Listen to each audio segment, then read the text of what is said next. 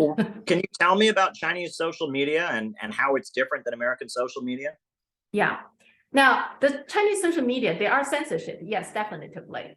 But a little bit like the US is that different platforms have their own censorship rules.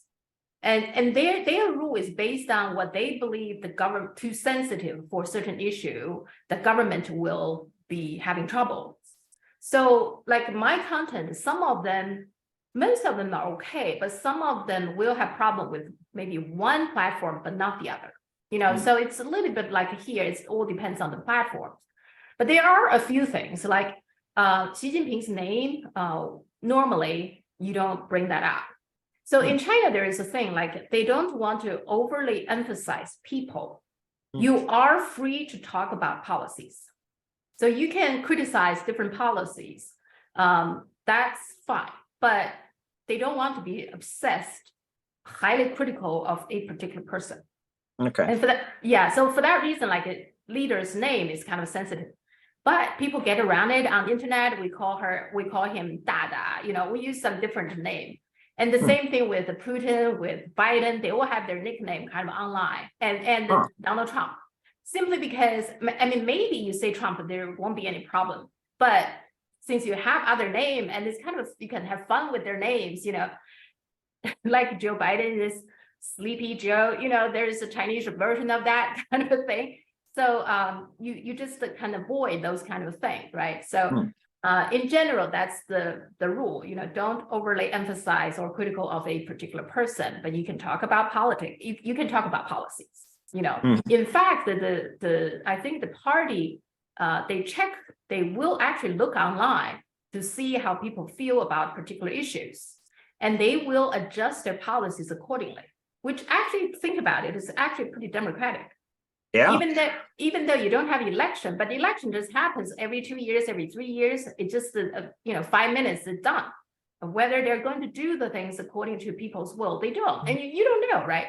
And whereas here, the party constantly checking, okay, here is the sentiment, and sometimes they will even throw out different issues just to let people discuss to see where people are. Yeah. And in particular, there are two, sessions, and when they have meetings, during that meeting and before that meeting, there will be a lot of discussions for different policies, etc. And to the degree they even let people sometimes vote on online vote on certain legislation proposals. And so you can vote. It's not binding, but they will get a sense of, okay, on this particular issue where people are. And based on that, and then a whole bunch of other studies and this and that, then you can just then the meeting will discuss that, etc., and go forward from there. So actually, I think even though there is no general, there are low level, like village level elections, but there is no general election. But I think there is still a lot of democratic process going on. That's how I feel. In terms of parties, yes, the Communist Party is the party for ruling, but there are other parties. There are many other parties get together with their own session every year, and during that is called a consultative party. Conference. So in that conference, different parties will bring out the issues that they want to discuss, they want to address, and then that will gather together, also giving to the People's Congress. And then the People's Congress will go from there. So you see, they are doing a lot of different ways to collect people's feedback, through different other parties and through online feedbacks from, they also have focus groups, et cetera, et cetera. So there's a lot of those things going on, polling, et cetera. So I really don't think China is authoritarian or dictatorship the traditional way, even though it's have no election. And then the social media is a big part of that, because there are different social medias, and those 6 platforms, they have a little bit emphasized. Some of them you can have a little bit longer, more in-depth analysis, like 20, 30 seconds, minutes kind of a video. Others, you have shorter video, just like TikTok, the kind of video. There's Douyin, which is the TikTok version of Chinese TikTok. Those are a little bit shorter videos, etc. So they even have their own characteristics as well in terms of platforms. And then again, if the content gets censored or not, depends a little bit on the platform, whether they're particularly sensitive for one thing or another. They pay maybe extra attention for one kind of things. So I would say, in general, it is censored, but I can have certain understanding of why it's got censored. Just look at this US mainstream media, right? The media control the narrative and working with the government, and yet you call it free speech. Well, in China, it's like, first of all, China do need to protect its airwaves from the West, because there's constantly attack from the West trying to influence the Chinese public opinion, etc. That's something I think the Chinese government in particular is sensitive. And now more and more people actually don't like BBC, they don't like CNN. They think there's just too much lying going on.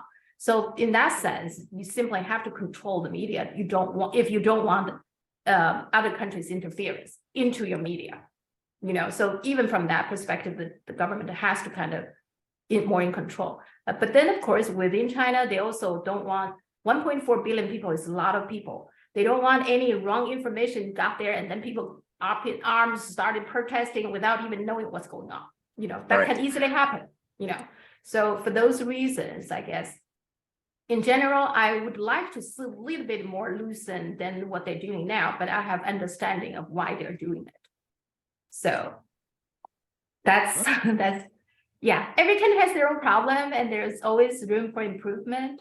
So I mean, China is still figuring things out, right? The Chinese character, like you said, the same thing with the social media, with the freedom of speech kind of thing. China's trying to figure that out. Yeah. But I have to say, I don't want to see US style freedom of speech when the media is very much controlled by a big corporation. I don't want to see that. I just read that 75% of the advertisement dollars coming from pharmaceutical companies. And part of the reason Tucker Carlson was fired is because he had a piece not that long ago, very skeptical about the vaccine, those kind of thing, which apparently upset a lot of big pharma. Yeah. And that's, one of the many things that affected this decision. So I mean, that kind of a control media, I'm not sure. I don't think I want China to have that, So if you have a total free market, that will happen. There will be some big corporations in control of the media, and then they got together, and you never know. It can quickly turn to something hard to control. Yeah. Well, as long as there is inequality in society, some people are going to have more power than others. Yeah. And so I guess the question is, who do you want to have that power? Do you want it to be de facto, just those who happen to have the most money? Or do you want it to be a strategic decision for the interests of the country? And it seems like in China, you have the Communist Party, that represents 90 million people, 90 million members, strategically deciding this is what we want to highlight for the overall interest of the country. Whereas in the United States, it's left randomly up to whoever just happens to have the most money. Yeah. So yeah. There you go. Yeah. All right. Well, I really appreciated the opportunity to chat with you. Is there anything further we should discuss? I just want to ask you, do you have some last word for the Chinese audience? My audience also have overseas Chinese speaking people as well. So any last words? Well, I travel. I have not been to China, but I have been to a number of countries around the world that the USA attacks.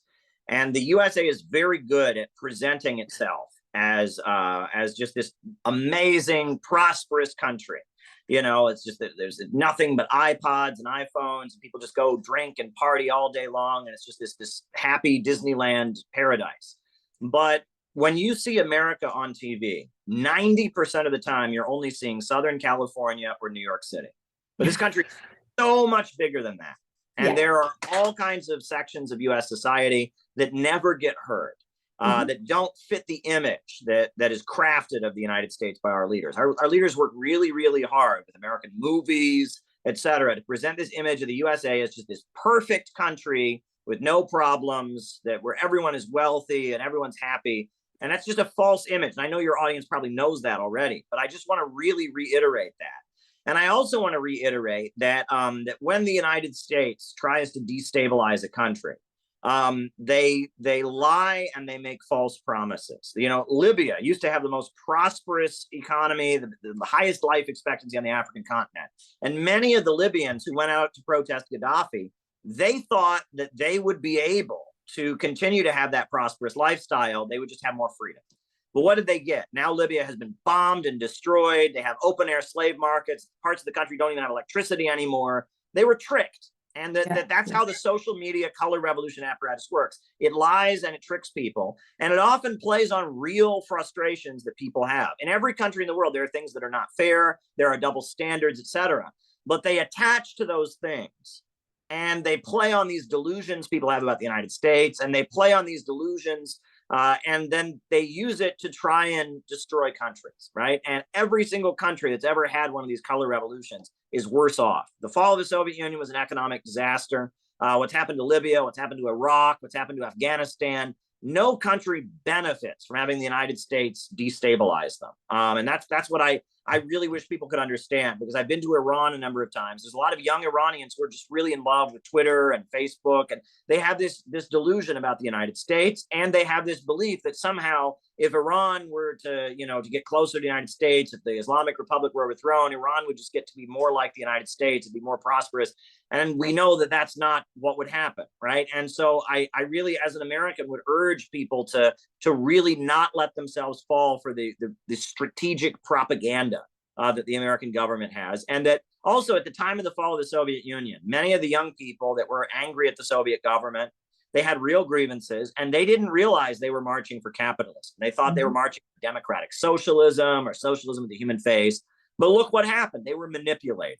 And, and I know that there are probably big disagreements within Chinese society right now. There are probably things in Chinese society that need to be adjusted, et cetera. But I would urge you to be very careful not to let yourself be manipulated, because there are very evil people. And, if they will destroy America, their own country, I mean, our country is falling apart. Imagine what they would do to China if they got the chance. We are battling against a satanic elite, a group of people that are only concerned about making profits. And they are trying to make the world poorer and keep the world poor so that they can stay at the top. And they are desperate to stay at the top of the pyramid. And they will do all kinds of evil things to secure their power. And they're basically destroying. America used to be one of the most prosperous countries in the world, and now it's falling apart. And they've destroyed so many countries around the world. So my advice, at risk of sounding condescending, would be, please don't let yourself be manipulated by the very sophisticated maneuvers and manipulations of American propaganda.